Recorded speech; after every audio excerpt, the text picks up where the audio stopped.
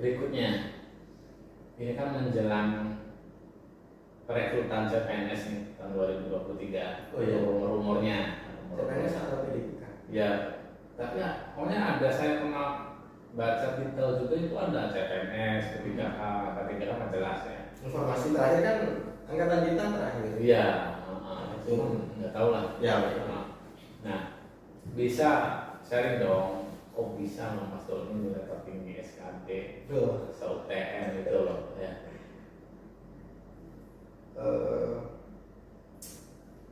Saya harus jelasin dari mana dulu ini. Kalau saya nih Mas, saya terakhir ini memang nothing tulus ya. Kecuali 4 tahun sebelumnya saya belajar Mas, tapi nggak ikut bimbel, belajarnya dari YouTube, internet ya, buku-buku gitu. Nah, ya bisa kali Mas Doni sharing ke teman-teman belajarnya dari mana, apa ikut bimbel, kan ada buat bimbel. Oh ya, apa sampai kadang ada kasus iya bimbel odong-odong ya kan. Iya, gitu.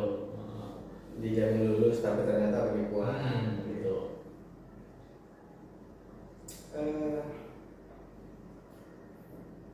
Mungkin motivasi dulu ya. Motivasi dulu kenapa saya membuat atau memposisikan diri saya waktu itu nggak punya pilihan. Saya sengaja membuat itu. Karena kita kan bisa aja kan, pilihannya kan antara lulus dan nggak lulus. Yeah. Tapi saya waktu itu dari awal saya sudah menutup 2 kemungkinan itu. Saya cuma buka 1 kemungkinan. Saya harus lulus. Jadi karena yang lain itu? Ya, nggak ada pilihan. Saya harus lulus. Itu yang pertama. Yang kedua, di sela-sela saya mengisi waktu, di sela-sela saya dapat ijazah sampai ke pendaftaran CPNS itu, saya sempat ikut itu, mendadak sih sebenarnya, ikut seleksi beasiswa S3, ya kan? Karena mendadak, saya nggak punya cukup waktu untuk persiapan. Seleksi pertama lolos, seleksi kedua baru nggak lolos, ya kan? Meskipun mungkin nggak terlalu kecewa karena memang nggak persiapan banyak ya kan. Tetapi dari situ saya mengolah, tetap ada kecewa kan manusiawi. Saya mengolah rasa kecewa itu, rasa emosi itu ke hal yang lebih positif. Saya membuat marah diri saya, kenapa saya nggak lolos. Itu dengan cara apa marahnya Mas? Makin jelas apa? Makin setiap orang punya caranya sendiri. Nah, saya cuma bisa bicara luarnya aja. Proses dalamnya kan kita nggak bisa cerita, ya kan. Jadi saya kelola marah itu untuk jadi motivasi gimana caranya saya harus lulus CPNS. Ya kan? Nah dari ya mungkin pergulatan batin itu ya dari dalam, akhirnya kita implementasikan. Ya, implementasikan banyak. Mau lulus CPNS itu kan teman-teman bisa mungkin ikut bimbel atau enggak kan pilihan kan. Nah kebetulan saya waktu itu nggak ikut bimbel. Saya belajar otodidak, terus belajar buku seadanya waktu itu. Karena kebetulan adik tahun sebelumnya pernah ikut formasi S1, jadi saya beli bukunya, kemudian latihan-latihan soal di internet. Nah, cuma saya sudah buat timeline. Mungkin ini yang agak berbeda. Jadi kalau nggak salah ingat, saya waktu itu punya 5 minggu persiapan. 5 minggu? 5 minggu, 1 bulan 1 minggu ya. Jadi minggu kedua itu saya belajar materi teori. 5 minggu dari apa? Kan kita sebelum pelaksanaan. Nah maksudnya bikin sendiri waktu temanya 5 minggu itu. Iya, kan bikin sendiri. Kan lebih dari 5 minggu kan kita informasi bahwasannya akan ada CPNS itu kan. Oh iya, itu saya belum nyiapkan. Karena nunggu pengumuman administrasi resmi gitu ya. Administrasi kalau nggak lulus ya. Baru setelah pengumuman administrasi yang akan lulus. Nah, kurang lebih saya punya waktu 5 minggu untuk SKD. Ya kan? Yang 5 minggu. Nah, minggu pertama kedua itu saya belajar materi nih, teori. Atau mungkin saya bikin konsep lah, konsepnya. Semua tentang SKD. Bikin catatan, buat belajar ya. Dan itu saya lakukan dari pagi, kemudian siang ambil jeda, terus sore sampai malam mungkin sampai jam 8 jam 9 sehari. Karena memang Tiap hari itu. enggak juga sih, maksudnya konsisten. Ya. Mungkin saya berjeda 1 hari lah dalam 1 minggu itu tetap harus keluar, maksudnya cari udara. Nah, memang 5 minggu itu berarti nothing activity, no activity selain mempersiapkan. ada sih, cuma enggak Enggak, maksudnya enggak kerja. enggak ya. enggak. Kerja. Udah selesai ya. Terus masa pandemi juga Iya, waktu itu kan. iya. Nah, jadi saya benar-benar persiapkan, dan setelah 2 minggu, 3 minggu berikutnya saya udah latihan soal-soal.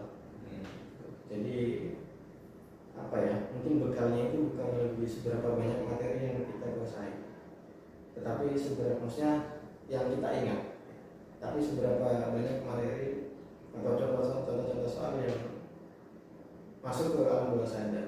Karena kan soalnya enggak teoritik, Iya. yang konseptual. Iya. Kalau kita nggak pegang konsepnya, kita nggak bisa. Iya, betul. Maksudnya itu, jadi saya nggak bimbel, nggak apa, belajarnya model otodidak gitu. Dan saya juga apa ya, nggak punya target tinggi sih. Yang penting saya bisa passing grade udah waktu itu. Cuma memang persiapannya saya serius sampai mungkin H-2 tes itu saya sudah jenuh. Belajar itu. Jadi udah nggak belajar saya H-2, karena belajar pun kayaknya udah apa sih, maksudnya udah nggak masuk gitu. Iya. Mungkin karena sudah masuk ya, Iya. nggak masuk. Lagi mana? Ya, Iya. ini nggak masuk, jadi nggak masuk, kayak jenuh gitu. Ya udah 2 hari itu saya nggak buka soal lagi, udah nggak latihan soal. Soal literat kan banyak sebenarnya. Iya. Udah nggak latihan soal. Sampai hari H saya tes, ya biasa lah waktu itu, ya pengalaman pertama juga ikut CPNS. Pertama langsung Pengalaman lulus ya. pertama, terus Tapi sebelumnya pernah tes kedinasan nggak? enggak pernah. Nggak pernah. Tes pertama waktu itu tesnya di UNESA, ya kan? Terus saya kan juga mungkin karena faktor belum pernah punya pengalaman juga, jadi semua saya pelajari. Terus nggak apa ya, nggak punya pandangan, oh nanti belajar ini, oh ini enggak, ini belajar, oh ini enggak ada. Oh, nggak ada ya. Semuanya dipelajari, persiapan benar-benar matang ya, maksudnya semaksimal mungkin. Kalau hasil kan kita nggak ada yang tahu. Iya. Sampai setelah tes itu keluar ruangan, saya ketemu sama peserta lain ya kan, Iya. ngobrol-ngobrol. Terus ya saya tanya siapa, kemudian tanya skornya, waktu itu kurang lebih 400-an gitu, ya sekitar 410 lah waktu itu. Terus dia tanya balik ke saya bilang apa adanya, kan saya nggak tahu kan. Iya.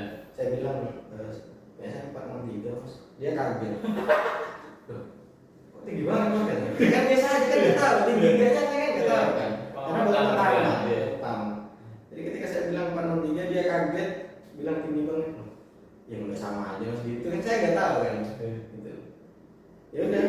Jadi waktu sesi itu nilai saya tertinggi. Iya. Kemudian ketika pemeringkatan informasi saya S2 sastra Inggris di UPN itu juga tertinggi. Gitu. Itu linguistik semua ya Pak Bengkel? Iya. Gitu semua.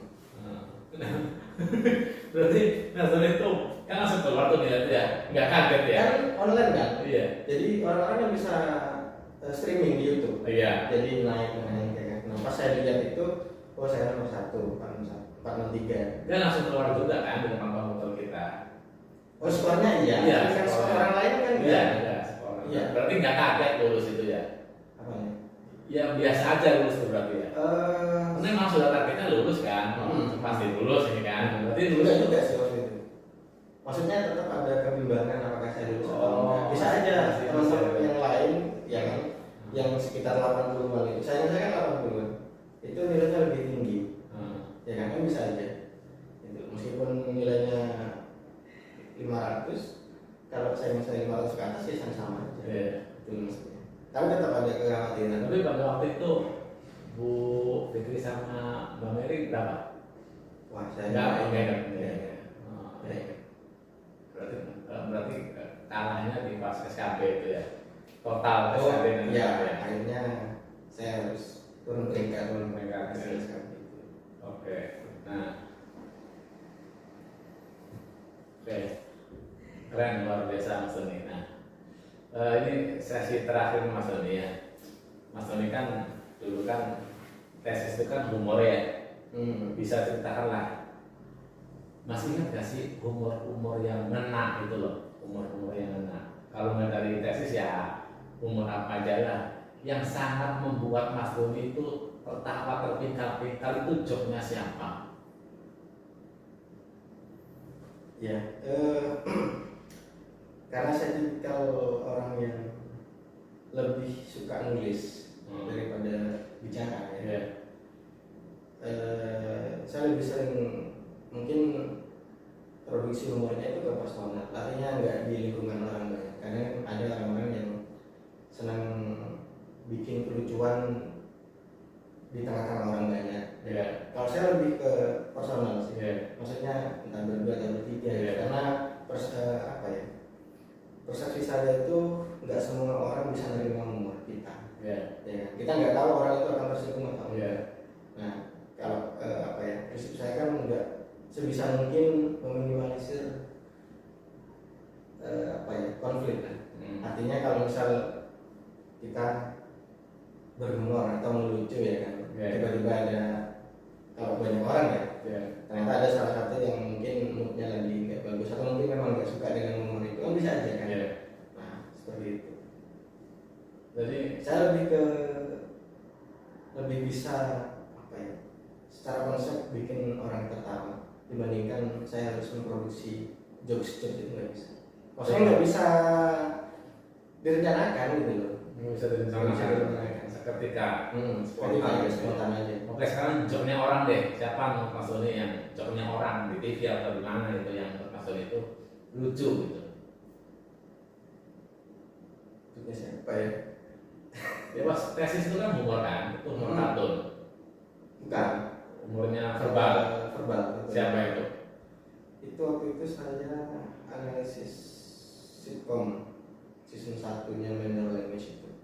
Jadi konteksnya kan memang imigran yang belajar bahasa Inggris, yang punya background knowledge dan background culture yang beragam, ya kan. Jadi mereka itu sangat identik dengan karakter negaranya.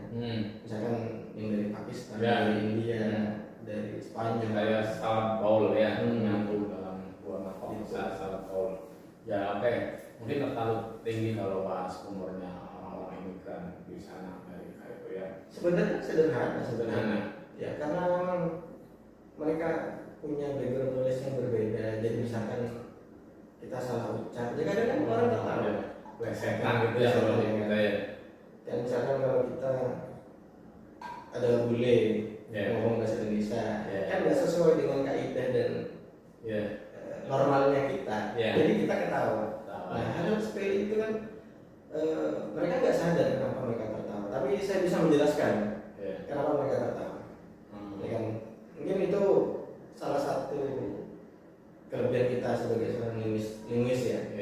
Misalkan dulu waktu saya di kereta, ada rombongan, ada rombongan.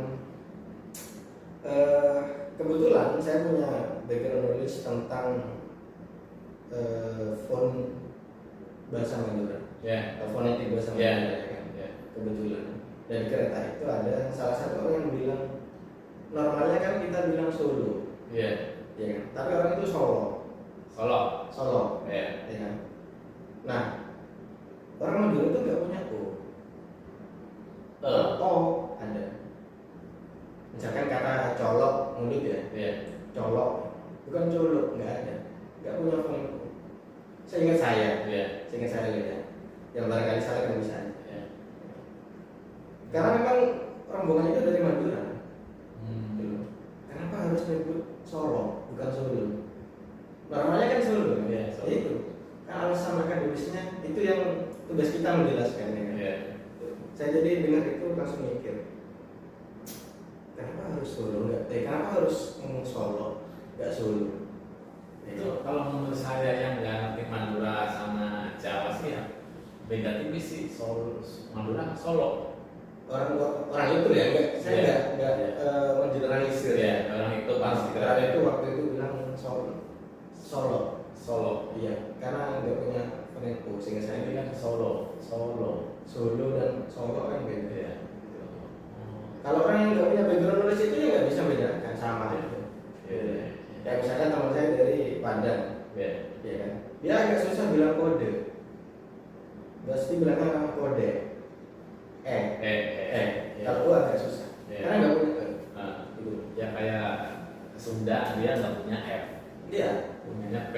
Nah pasti diubah kan. Iya. Tapi yang seharusnya pakai F kemudian pakai P kan udah beda. Iya. Ya kan? Nah perubahan fonem itu kan kadang muncul kita terlewat. Iya. Nah, hal yang sederhana itu yang sebenarnya kadang orang nggak sadar, tapi kita seorang linguis bisa menjelaskan. Oke. Mas Tony luar biasa, Mas Tony. Bincang-bincang receh kita manusia biasa ya, Mas Tony, yang bukan selebgram, bukan artis kita, Mas Tony, tapi insya Allah inspirasi kita luar biasa, manusia biasa dengan inspirasi yang luar biasa. Mas Tony, terima kasih untuk atas kehadirannya di podcast saya ini. Jangan kapok, Mas Tony ya. Saya yang terima kasih banyak. Nanti amplopnya belakangan ya, Mas Tony. Terus apa? Transfer aja. Transfer.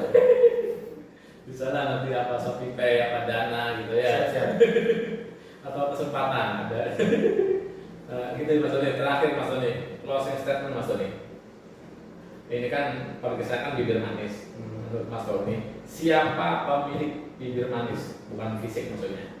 Dalam hal non fisik. Apa itu? Bibir manis. Siapa pemilik bibir manis itu? Maksudnya siapa? Ya, atau yang ucapan dan tindakan yang perilakunya sesuai itu toh. Jadi pemilik bibir manis di sini adalah bukan pemilik bibir manis yang secara fisik, cuma secara attitude, tutur kata, begitu. Nah, menurut Mas Tony siapa pemilik bibir manis itu?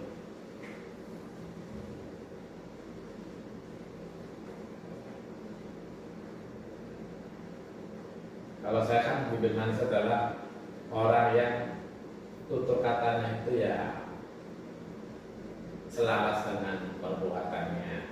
Itu pemilik bibir manis menurut saya. Nah, menurut Mas Tony siapa pemilik bibir manis itu? Boleh ngutip? Boleh. Iya. Manusia yang memanusiakan manusia. Manusia yang memanusiakan manusia.